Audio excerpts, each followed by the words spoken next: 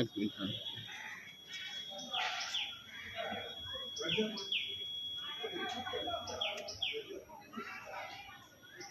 Vote দিলেন? হ্যাঁ। দেখি আঙুল দেখি, দেখান একটু দেখি।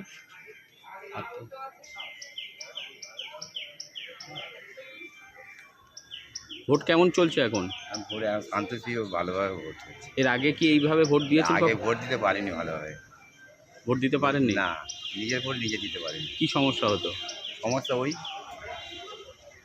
কি প্রবলেমটা হতো যার জন্য? হচ্ছে মানে ওই তৃণমূলে ভোট দিতে হবে, ওই জন্য আমরা ভোট দিতে পারিনি।